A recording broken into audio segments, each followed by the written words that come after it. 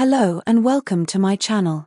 In this video we will be looking at AQA Alevel Psychology 2018 Paper 1 Exemplar Answers for Psychopathology, which you need to know for AQA Alevel Psychology.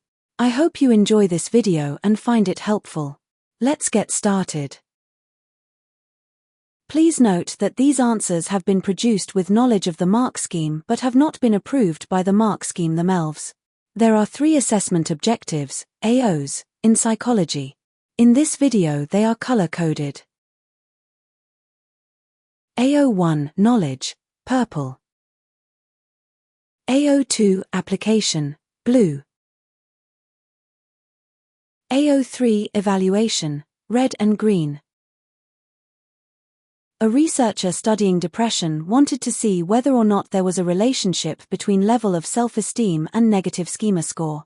She constructed 2 questionnaires and asked 10 people who had been diagnosed with depression to complete them.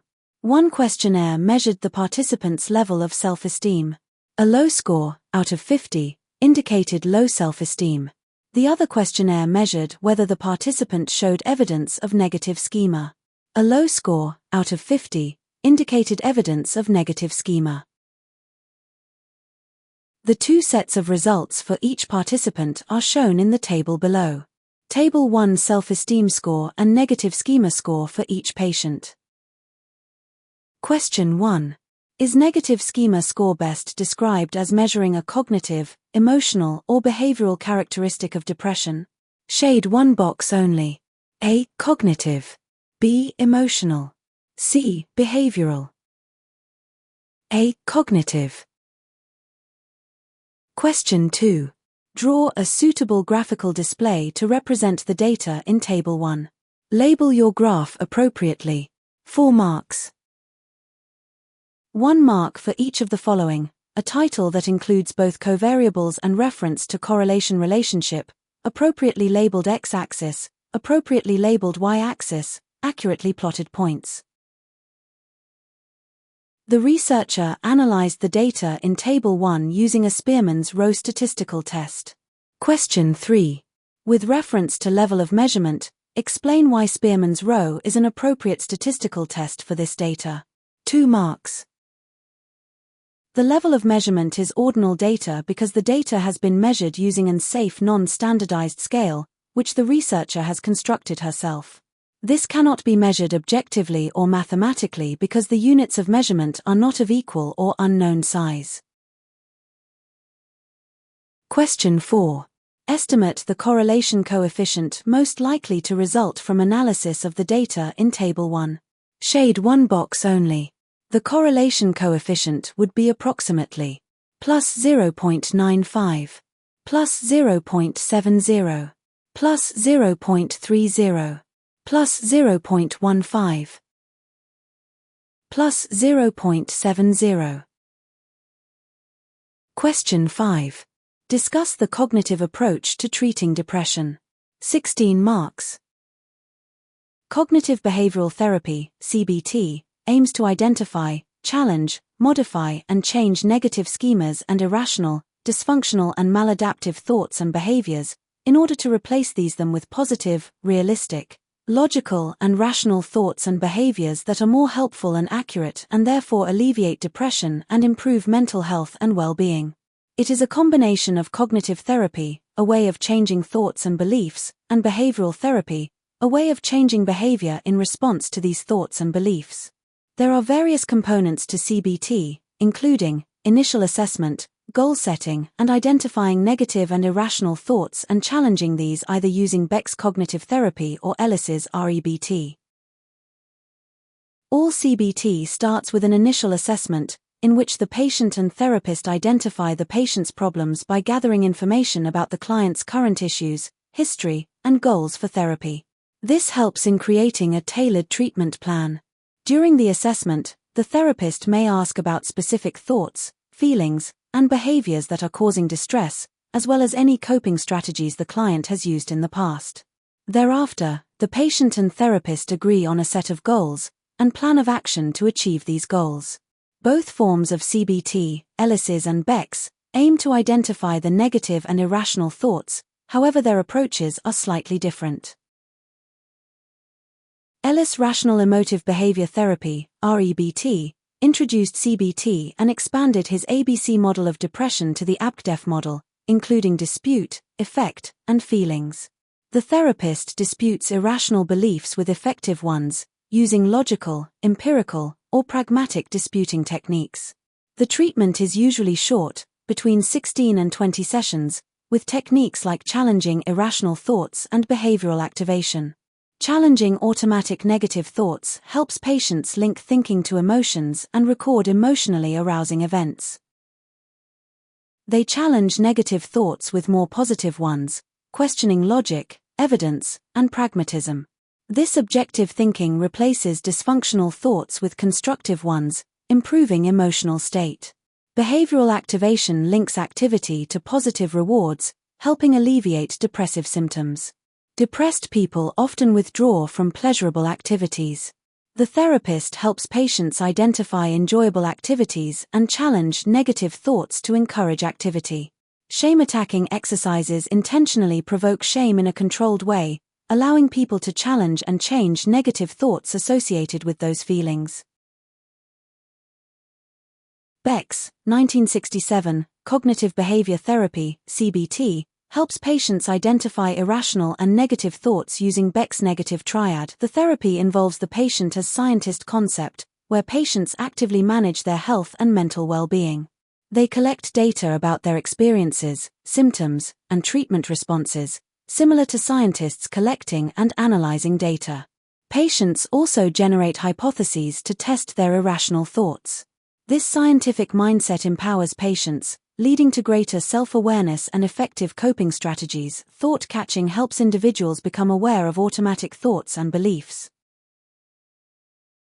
Patients identify situations, emotions, or reactions that trigger negative thoughts and record them in a diary. Cognitive reconstruction challenges the accuracy and rationality of these negative thoughts, encouraging patients to evaluate their basis on facts and evidence. They may create a for and against list for a more objective view. Reframing and replacing negative thoughts with balanced or positive ones doesn't ignore the problem but offers a different perspective. Finally, patients reflect on how the new thought affects their feelings and behaviors compared to the original negative thought. The patient may be assigned homework tasks related to their identities, such as tracking feelings, practicing skills, or engaging in specific activities. For instance, an anxious person might be asked to meet a friend for a drink.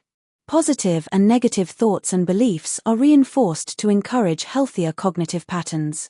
Positive reinforcement comes from feeling happy and proud, while negative reinforcement comes from reducing anxiety or distress.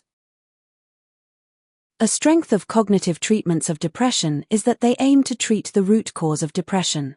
Unlike drug treatments, which only mask the symptoms of the disorder and are usually only effective as long as the patient continues to take the medication, cognitive treatments are psychological in nature and address the underlying cognitive distortions.